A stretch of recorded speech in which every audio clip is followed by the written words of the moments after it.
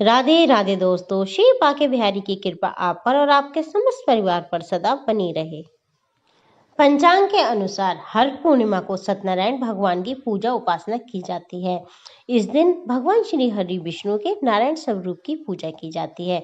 दोस्तों, ऐसा माना जाता है कि इस व्रत को करने से जीवन के सभी दुख और दरिद्रता का नाश होता है और जीवन में सुख, शांति और समृद्धि आती है।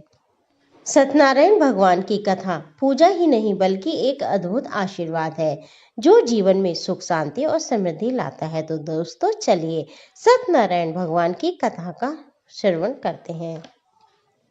एक समय नैमिषारण्य तीर्थ में सौनक इत्यादि 88,000 ऋषियों ने एकत्रित होकर सबकी भलाई के लिए मन प्रसन्न करने वाली सभा की। उसी समय ज्ञानवान व्यास जी के शिष्य सूत जी अपने शिष्यों को साथ लिए वहां आए। श्री सूत जी को आते देख तपस्वी सौनकादिक 88,000 ऋषि सत्कार को उठ खड़े हो गए। संपूर्ण धर्म शास्त्रों को जानने वालों में श्रेष्ठ सूत जी को परम वैष्णव सौनकादि ऋषि उन्हें शीघ्रता से पृथ्वी पर दंडवत नमस्कार करने लगे। सौनकादि मुनियों ने हाथ जोड़कर पूछा कि हे महर्षि, इस कलयुग में मनुष्य को हरि भक्ति और सब सुखों की प्राप्ति किस व्रत के प्रभाव से मिलेगी? क्योंकि कलयुग में प्रायः सब मनुष्य पाप करने में तत्पर और वेद विद्या से रहित होंगे। अतः इन सब का उद्धार किस प्रकार हो सकता है?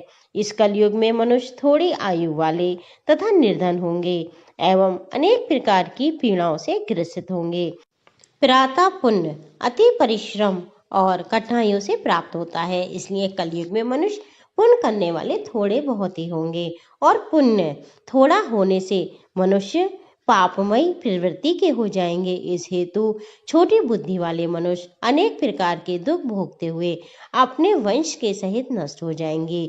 इसलिए हे सूत जी, जिस प्रकार थोड़े और थोड़े कर्म करने से मनुष्यों को पुण्य प्राप्त हो जाए, ऐसा कोई सरल साधन बतलाइए जिस उपदेश के द्वारा मनुष्यगण पुण्य करते हैं, उस उपदेश का करने वाला भी पुण्य का भागी होता है। ये शास्त्र का मत है कि धर्म का उपदेश करने वाला, दया को हृदय में रखने वाला, कपट और पाप से हमेशा दूर रहने वाला और दूसरों से बैर ना करने वाला, ये 4 प्रकार के मनुष्य भगवान के समान बताए गए हैं। जो मनुष्य ज्ञान रूपी रतन से दूसरों को संतुष्ट करते हैं, उन्हें मनुष्य रूप धारण किए हुए दूसरा नारायण ही जानो। अतः हे सूत जी, ऐसा कौन सा व्रत है जिसके करने से मनुष्यों को मनवांछित फल की प्राप्ति सहज ही प्राप्त हो जाती है? कृपा करके मुझे बताइए। हे मुनियों में श्रेष्ठ सूत जी, आप वेद और वेदांग के जानने वाले हैं। आपके सदस्य दूसरा और कोई विद्वान मर्मज्ञ हमें दिखाई नहीं देता, क्योंकि आप श्री वेद व्यास जी के शिष्य हैं। श्री सूत जी बोले कि हे मुनि श्रेष्ठ, तुम धन्य हो, तुम ही वैष्णव में पूजनीय हो, क्योंकि आप सब प्राणियों का सदैव हित चाहने वाले हो। सो हे सोनकादि, सुनो, आप लोगों से इस व्रत को कहूंगा जिस व्रत को नारद मुनि से श्री लक्ष्मी जी ने पूछा था और जिस प्रकार लक्ष्मीपति ने नारद मुनि से कहा था। सो हे ऋषियों, आप सावधान होकर इस कथा को सुनिए। एक बार योगी नारद लोक हित की आकांक्षा से अनेक लोकों में भ्रमण करते हुए मृत्यु लोक में आ निकले। इसके अंदर रहने वाले प्राणियों को अनेक प्रकार के कलेशों युक्त दुखी होते देखा और मनुष्यों को अपने अपने क्षुद्र कर्मों के कारण नाना प्रकार की योनियों से उत्पन्न होते हुए तथा अनेक प्रकार की निर्मल अवस्था को प्राप्त करते हुए कर्म बंधन के चक्रों में फंसते देखा। इस हेतु दयालु नारद मुनि को चिंता उत्पन्न हुई कि इस कर्म बंधन के चक्कर में फंसे हुए असक्त प्राणियों का उद्धार कौन से सरल उपाय से हो सकता है, जिसके करने से इन दुखित जीवों को सुख, शांति और अनेक प्रकार के अर्थ धर्मों की प्राप्ति हो सके। ऐसा सोचकर परोपकारी श्री नारद मुनि वैकुंठ लोक में भगवान नारायण के पास गए।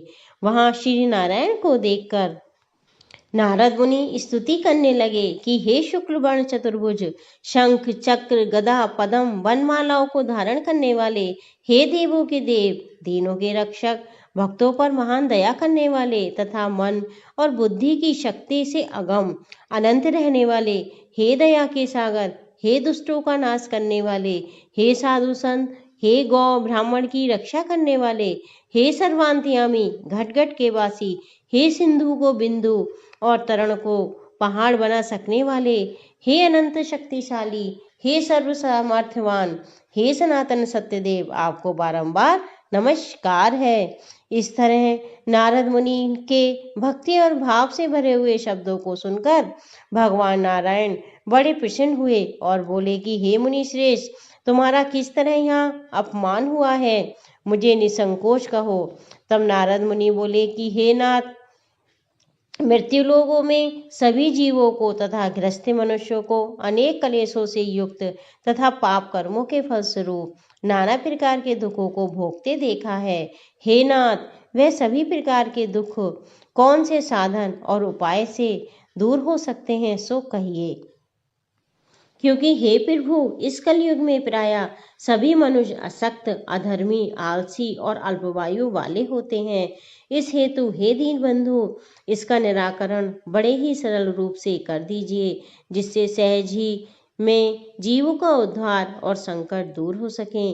श्री सत्यदेव विष्णु भगवान बोले कि हे वत्स, लोगों पर अनुग्रह और कल्याण की कामना के हेतु तुमने जो ये सुंदर प्रश्न किया है, जिस व्रत के करने से मनुष्य मोह, अज्ञान और पाप के बंधन से सहज ही छूट जाता है, वह व्रत मैं तुमसे कहता हूँ, सावधान होकर सुनो।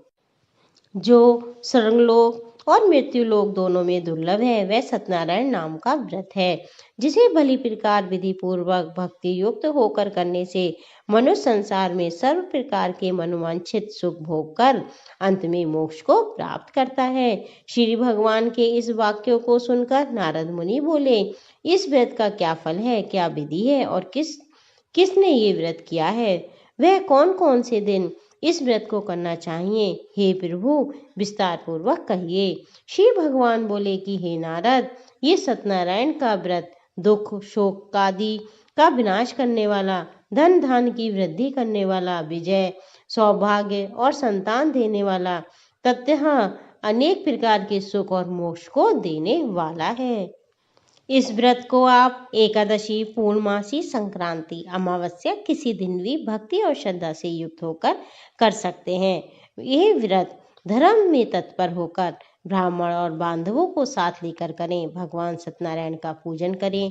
केले के पत्ते का वंदरवार या मंडप सजाएं। भगवान की प्रतिमा को पंचामृत, दूध, दही, घृत, बूरा, शहद सहित 5 चीजों से प्रेम सहित स्नान कराएं। फिर सुगंधित पुष्पमाला धारण कराएं तथा भक्ति पूर्वक पके हुए केले आदि अनेक ऋतुफल, मिष्ठान, गेहूं के चून की भुनी हुई कसार करके आप 1.25 सेर या 1.25 मन अथवा यथाशक्ति लेकर प्रेम सहित भगवान का भोग लगाएं। सब जनों सहित बैठकर कथा का श्रवण करें।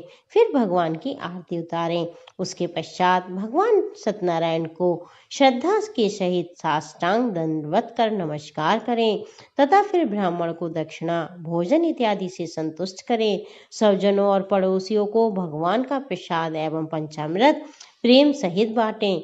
फिर स्वयं प्रसाद ग्रहण करें। सत्य बोलें, काम, क्रोध, मद, माया इन पंचभूतों का स्पर्श न करें तथा प्रेम सहित भगवान के अनेकों गुणानुवादों को गाता हुआ हरि चर्चा और हरि संकीर्तन करते हुए उस दिन के समस्त समय को व्यतीत करें।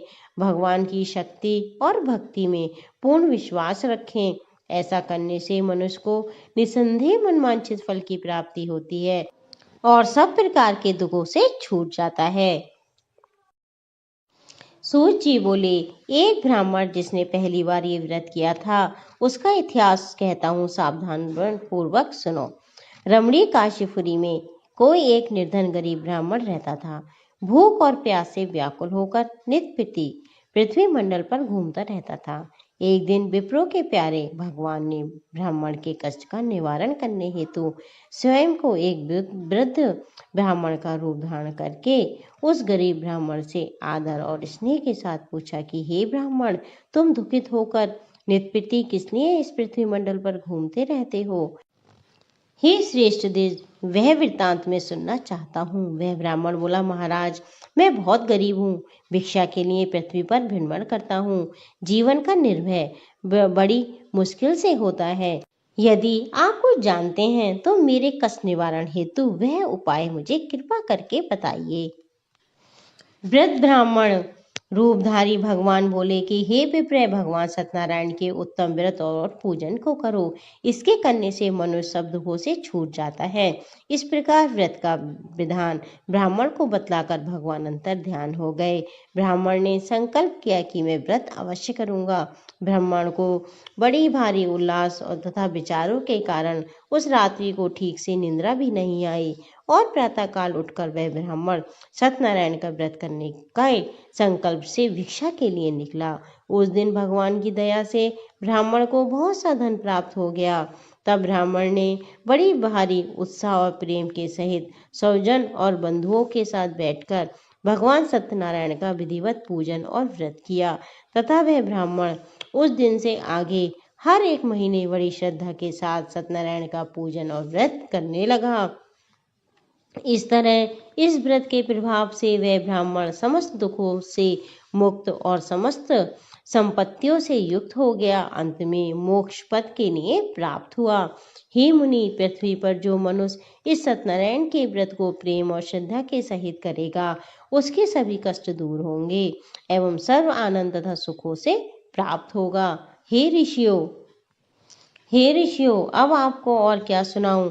ऋषि बोले कि हे मुनि सूत जी, उस ब्राह्मण से किसने सुना और फिर किस किसने इस व्रत का आचरण किया, ये सब वृत्तांत हम सुनना चाहते हैं। सूत जी बोले कि हे मुनीश्वरों, सुनो। इस दिन वही ब्राह्मण अपने महान वैभव के सहित बंधु बांधव और सज्जनों को साथ लेकर भगवान सत्यनारायण का व्रत कर रहा था।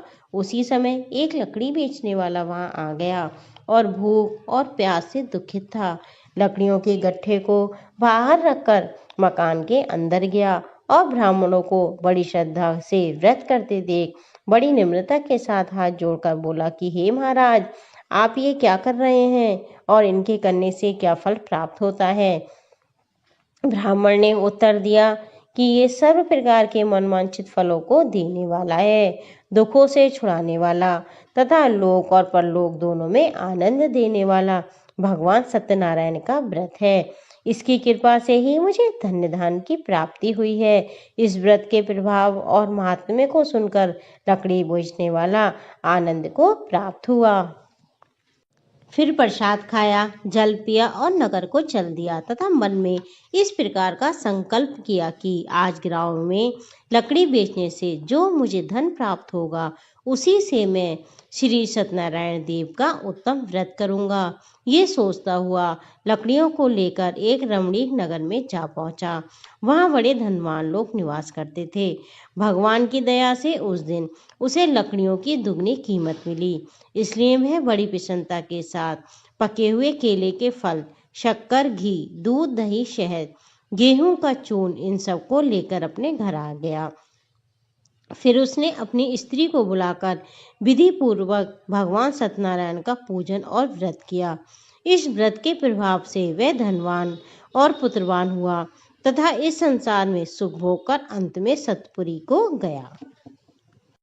सूत जी बोले, बलवान राजाओं में श्रेष्ठ एक उल्कामुख नाम का जितेंद्र राजा था।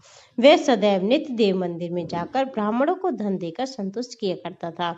उसकी स्त्री कमल के सदृश मुख वाली, सुंदर और पतिव्रता थी। भद्रशिला नदी के किनारे पर वह राजा सत्यदेव के व्रत और पूजन को करता था। उसी समय वहां एक साधु बनिया आया। वह व्यापार के वास्ते रत्न आदि बहुत सा धन नाव में भरकर लाया था। नाव को नदी के किनारे लगाकर आप नीचे उतर गया। वहां राजा को व्रत और पूजन करते देख हाथ जोड़कर बड़ी निर्ममता से पूछने लगा, हे राजन, भक्ति पूर्वक ये आप क्या कर रहे हैं? कृपा करके कहिए। राजा बोला, हे साधु, ये अति तेजस्वी विष्णु भगवान का पूजन है, जो कि अपने बंधुओं के साथ पुत्र प्राप्ति की इच्छा से कर रहा हूँ। इस व्रत के करने से मनुष्य की सभी कामनाएं पूर्ण हो जाती हैं। तब साधु वैश्य बोला, हे राजन, मेरी भी कोई संतान नहीं है, इसलिए मैं भी इस उत्तम व्रत को अवश्य करूंगा। आप कृपा करके इस व्रत की विधि बतला दीजिए। तब राजा ने सत्यदेव के पूजन व्रत की संपूर्ण विधि साधु को बतला दी। इस विधि को जानकर वह अपने घर को गया। वहां जाकर उसने अपनी स्त्री को संतान देने वाला सत्यनारायण का व्रत बतलाया और इस व्रत का संकल्प किया, जब हमारे कोई संतान होगी तब हम श्री सत्यनारायण भगवान का व्रत अवश्य करेंगे। इसके पश्चात भगवान सत्यदेव की कृपा से थोड़े ही दिनों के बाद साधु की स्त्री लीलावती गर्भवती हो गई। 10वें मास में अति सुंदर एक कन्या को उसने जन्म दिया। वह लड़की शुक्ल पक्ष के चंद्रमा के समान पूर्वक बढ़ती जा रही थी। साधु की कन्या का नामकरण संस्कार किया गया। भगवान की कला से उत्पन्न होने के कारण उसका नाम कलावती रखा। उस समय लीलावती अपने पति से हाथ जोड़कर मीठे वचनों में बोली कि हे स्वामी, आपने जो व्रत का संकल्प लिया था उसे पूरा कर लीजिए। साधु बोला, हे प्रिय, इस व्रत को मैं इसके विवाह के समय अवश्य करूंगा। इस प्रकार अपनी स्त्री को समझा दिया। उधर कलावती पिता के घर में नित्य बड़ी होने लगी। एक दिन साधु बनिए ने सखियों के साथ खेलती हुई अपनी लड़की को देख विवाह के योग जानकर दूत को बुलाकर कहा कि कन्या के लिए कोई सुंदर और सुयोग वर देखकर लाओ। साधु की आज्ञा पाकर दूत कांचन नगर पहुंचा। वहां बड़ी खोज करके एक सुंदर सुयोग वणिक पुत्र को ले आया। उस लड़के को देखकर साधु ने अपने भाई बंधुओं सहित प्रसन्नचित्त कन्या का विवाह उसके साथ कर दिया। किंतु दुर्भाग्यवश वह विवाह के समय भी इस सत्यनारायण के व्रत को भूल गया। तब श्री सत्यनारायण भगवान क्रोधित हो गए और शाप दे दिया कि तुम्हें दारुण दुख और कठिन और महान दुख प्राप्त होगा। इसके पश्चात व्यापार कुशल साधु बनिया अपने जमाता को साथ में लेकर वाणिज्य करने के लिए समुद्र के समीप रमणीक रतन सागर नगर में पहुंचा और वहां से फिर दोनों ससुर जमाई चंद्रकेतु राजा के नगर में पहुंचे और व्यापार करने लगे। एक दिन भगवान सत्यनारायण की माया से प्रेरित होकर कोई चोर राजा का धन चुराकर जल्दी में कहीं जा रहा था, किंतु पीछे से राजा के दूतों को आते देखकर चोर ने जल्दी से हड़बड़ाकर भागते भागते माल को वहीं चुपचाप रख दिया जहां वह दोनों ससुर जमाई ठहरे हुए थे और स्वयं किसी गुप्त स्थान में झट से छिप गया। तब दूत उस साधु वैश्य के पास राजा के धन को देखकर दोनों को बांध कर ले गए और बड़े हर्ष के साथ राजा के सम्मुख पहुंचकर दूतों ने हाथ जोड़कर निवेदन किया कि महाराज, हम दो चोरों को पकड़ कर लाए हैं, इन्हें देखकर आज्ञा प्रदान कीजिए। राजा ने उन्हें तुरंत बंदी गृह में डालने की आज्ञा दे दी। सत्यनारायण की माया से किसी ने भी उनकी बात नहीं सुनी तथा चंद्रकेतु राजा ने उनका सब धन हरण कर लिया और भगवान सत्यदेव के श्राप से उधर भी उस साधु वैश्य की स्त्री और पुत्री दोनों दुखी हो गईं और धन घर में रखा वह सब चोरों ने चुरा लिया। इस प्रकार भूख और प्यास से दुखी होकर अन्न की चिंता में घर घर फिरने लगी। एक दिन वह कन्या भूख से दुखित होकर एक द्विज के मकान पर गई। उस जगह भगवान सत्यनारायण के व्रत को देख वहां बैठकर उसने कथा सुनी और पिता एवं पति की मंगल कामना की। फिर प्रसाद खाकर रात को घर आ गई। माता ने कलावती कन्या से प्रेम से पूछा कि हे पुत्री, तुम इतनी देर तक कहाँ रही? तब कलावती कन्या ने शीघ्र ही माता से कहा कि द्विज के मकान पर मनवांचित फल देने वाले व्रत को देखती रही। उसकी बात सुनकर वैश्य की स्त्री को अपने पति का पूर्व संकल्प याद आ गया और प्रसन्नचित्त भगवान सत्यनारायण के व्रत को करने के लिए तैयार हुई। उस साध्वी स्त्री ने अपने बंधुओं सहित व्रत किया और बारंबार क्षमा प्रार्थना की और वर मांगा कि हे प्रभु, मेरे पति और जमाता शीघ्र अपने मकान को कुशल पूर्वक लौटें। इस व्रत से संतुष्ट होकर भगवान सत्यनारायण ने चंद्रकेतु राजा को स्वप्न में दर्शन दिया और कहा, हे राजा, प्रातः दोनों वणिक पुत्रों को कैद से मुक्त कर देना और जो धन तुमने उनका लिया है उस धन को वापस दे देना, अन्यथा तुम्हें राजा धन और पुत्र सहित नष्ट कर दूंगा। तब प्रतापी राजा ने उस दिन सभा में बैठकर सभी को अपना स्वप्न सुनाया और कहा कि उन बंदी दोनों वणिक पुत्रों को कैद से मुक्त करके मेरे सम्मुख ले आओ। राजा के ये वचन सुनकर दूत ने दोनों वणिक पुत्रों को बंधन से छुड़ाकर राजा के सम्मुख लाकर खड़े कर दिए। राजा के सम्मुख आते ही दोनों वणिक पुत्रों ने चंद्रकेतु राजा को हाथ जोड़कर नमस्कार किया। राजा ने इन्हें देखकर बड़े आदर पूर्वक मीठे वचनों से कहा कि वणिक पुत्रों, तुम्हें भाग्यवश ऐसा कठिन दुख प्राप्त हुआ है, अब कोई भय नहीं है। ऐसा कहकर राजा ने उनको मुक्त करके नए नए वस्त्र आभूषण पहनवाए तथा उनका जितना धन ले लिया था उसे दूना धन राजा ने उन्हें दिलवा दिया और आज्ञा दी कि अब अपने आश्रम को जा सकते हो। तब वे दोनों वणिक पुत्र ससुर जमाई अपने घर को चल दिए। सूत जी बोले, उस साधु वैश्य ने अपने नगर की यात्रा के लिए नौका में बैठकर प्रस्थान कर दिया। थोड़ी दूर जाकर नित्यक्रम आदि के लिए वैश्य ने नौका को एक किनारे पर रोका और अपना संध्याक्रम करने लगा। उसी समय साधु भगवान सत्यनारायण एक दंडी का वेश धारण कर वहां उसके समीप पहुंच गए और पूछने लगे, हे साधु, तुम्हारी नाव में क्या है? तब वैश्य ने बड़ी लापरवाही और व्यंग्य के तौर पर कहा, दंडिन, किस लिए पूछते हो? क्या रुपया पैसा ले जाना चाहते हो? मेरी नाव में तो केवल फूल पत्ते हैं। इस कठोर वचन को सुनकर उस दंडी ने कहा, जा, तेरा वचन सत्य हो। ऐसा कहकर वह शीघ्र वहां से चले गए और कुछ दूर जाकर समुद्र के तीर पर बैठ गए। तब डंडी के चले जाने के उपरांत साधु नित्य कर्म से निवृत्त होकर ज्यों ही खड़ा हुआ तो उसके नाव के अंदर धन के स्थान पर केवल फूल पत्ती भरे हुए दिखाई दिए। तब तो साधु वैश्य मूर्छा खाकर गिर पड़ा। तब उसके जमाई ने कहा कि तुम चिंता क्यों करते हो? जिस दंडी ने तुम्हें श्राप दिया है वही सब कुछ ठीक कर सकते हैं, इसमें संदेह नहीं है। इस बात को सुनकर साधु वैश्य तुरंत उस तरफ को चल दिया जिधर दंडी स्वामी गए थे। थोड़ी दूर पर जाते ही दंडी स्वामी को बैठा देख तब वह उसके पास आकर बड़े नर्म शब्दों से विनय पूर्वक बोले कि हे महाराज, मैंने जो कुछ आपको अनुचित शब्द कहे, झूठ बोला, उस अपराध को क्षमा कर दीजिए। ऐसा कहकर वे बारंबार दंडवत प्रणाम करने लगे और महान शोकातुर होकर रोने लगे। तब वह दंडी रूपधारी भगवान बोले कि हे वणिक पुत्र, मेरी आज्ञा से ही तुम्हें बार बार दुख प्राप्त हुआ है। तैने कितने समय से मेरी प्रार्थना आज तक नहीं की है? भगवान के ये वचन सुनकर साधु बोला, हे प्रभु, तुम्हारी माया से मोहित हुए ब्रह्मादिक सभी देवता तुम्हारे गण और रूप को नहीं जान पाते। ये कितना बड़ा आश्चर्य है। फिर भला मैं संसारी जीव आपकी माया को कैसे जान सकता हूँ? अब आप प्रसन्न होइए, मैं सर्वोपचार से आपकी पूजा करूंगा। मेरा पहले जैसा धन कर दो, मैं आपकी शरण हूँ, शरण हूँ, शरण हूँ। इस प्रकार भक्ति पूर्वक वाक्य सुनकर भगवान सत्यनारायण प्रसन्न हो गए और मनवांछित वरदान देकर तुरंत अंतर ध्यान हो गए। तब साधु ने नाव पर आकर देखा कि नाव धन से भरी पड़ी है। तदुपरांत साधु ने भगवान सत्यदेव का पूजन ध्यान भक्ति पूर्वक किया, फिर अपनी नाव में बैठकर अपने देश को चल दिया। जब वह नगर के समीप पहुंच गया तब उसने नौकर को घर भेजा। दूत ने साधु के मकान पर जाकर उसकी स्त्री से हाथ जोड़कर कहा कि साधु अपने जमाता के सहित आनंद पूर्वक इस नगर के समीप आ गए हैं। दूत के मुंह से ये बात सुनकर सती को बड़े हर्ष के साथ सत्यनारायण की पूजा करके पुत्री से कहा कि मैं अपने पति के दर्शन करने के लिए जाती हूँ, तू भी कार्य पूर्ण करके जल्दी आ जाना। माता के वचन सुनकर कलावती कन्या प्रसाद को छोड़कर पति के पास गई।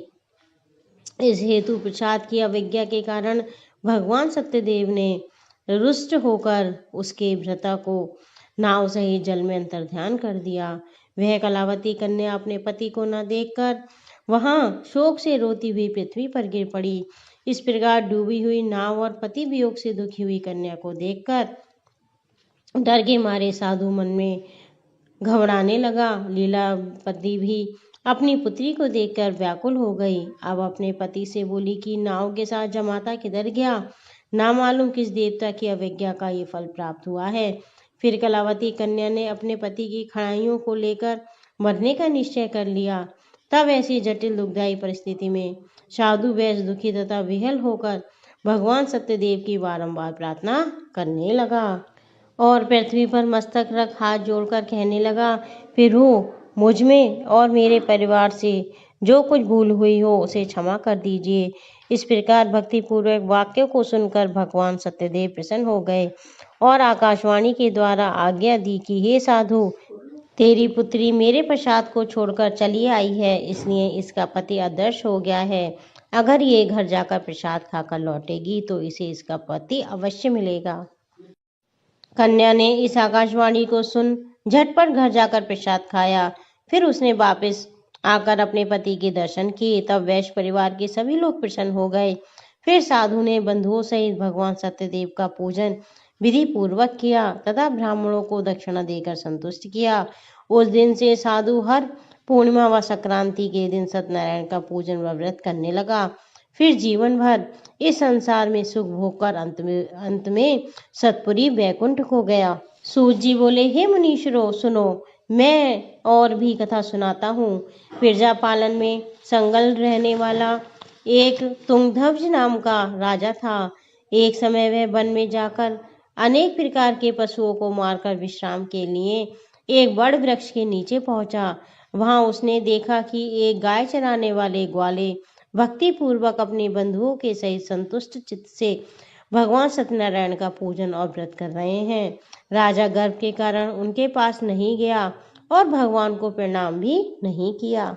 तब ग्वालवाल अपने राजा को आया देख भगवान का प्रसाद ले राजा को देने गए। राजा ने अहंकार के कारण ग्वालों को तुच्छ और गरीब जानकर प्रसाद नहीं लिया और प्रसाद की अवज्ञा करके अपने घर को चला गया। वहां राजा जब जाकर देखता है तो उसके 100 पुत्र मरे पड़े हैं। संपूर्ण धन और वैभव नष्ट हो चुका है। ये देखकर राजा बड़ा दुखी विचारने लगा कि मैंने सत्यदेव के प्रसाद की जो अवज्ञा की है उसी के कारण मेरा ये महान अनिष्ट हुआ है। ऐसा सोच राजा तुरंत उसी वन में पहुंचा जहाँ ग्वाले पूजन कर रहे थे। वहां जाकर राजा ने ग्वालों के साथ बैठकर सत्यदेव का पूजन बड़ी श्रद्धा और भक्ति के साथ किया। फिर ब्राह्मणों को दक्षिणा देकर प्रसाद खाया और घर लौटा। तब भगवान की दया से उसके सभी पुत्र जीवित हो गए और समस्त धन ज्यों का त्यों पूर्ण हो गया। फिर वह हमेशा भगवान का पूजन करने लगा। इस प्रकार वह राजा इस लोक में सुख भोग कर अंत में सत्यपुरी वैकुंठ को गया। सूत जी बोले, जो कोई इस परम दुर्लभ सत्यदेव के व्रत को करेगा, सत्यदेव की कृपा से उसे धन्य धान की प्राप्ति होगी, दरिद्री को धन उपलब्ध होगा और शत्रुओं से मुक्त होगा, सभी प्रकार से निर्भय होगा, संतानहीन को संतान प्राप्त होगी, संपूर्ण मनोरथों की पूर्ति होगी और इस लोक में सब प्रकार के सुख भोग कर अंत में भगवान की सतपुरी वैकुंठ धाम को जाएगा। हे मुनियों, जिन्होंने पहले सत्यनारायण का व्रत किया था उनकी दूसरे जन्म की भी कथा कहता हूँ। बहुत बुद्धि वाला वह शतानंद सुदामा नाम का ब्राह्मण बना और भगवान श्री कृष्ण की भक्ति और मित्रता करके मोक्ष को प्राप्त हुआ। लकड़ियां उठाने वाला भीलों का राजा गुह बना। उसने श्री राम सेवक होकर भक्ति के बल से मोक्ष को प्राप्त किया। उल्कापुक नाम का राजा नृपति दशरथ हुए, जो श्री राम को पुत्र के रूप में प्राप्त करके बैकुंठ को गए। धार्मिक सत्यवक्ता साधु वैश्य मोरध्वज हुआ, जो अपने पुत्र के शरीर को आरे से काट कर मोक्ष को प्राप्त हुआ। महाराज तुंगध्वज स्वयंभू मनु हुआ, जो कि भगवान का उपदेश मांगकर बैकुंठ को गया। बोलो सत्यदेव भगवान की जय।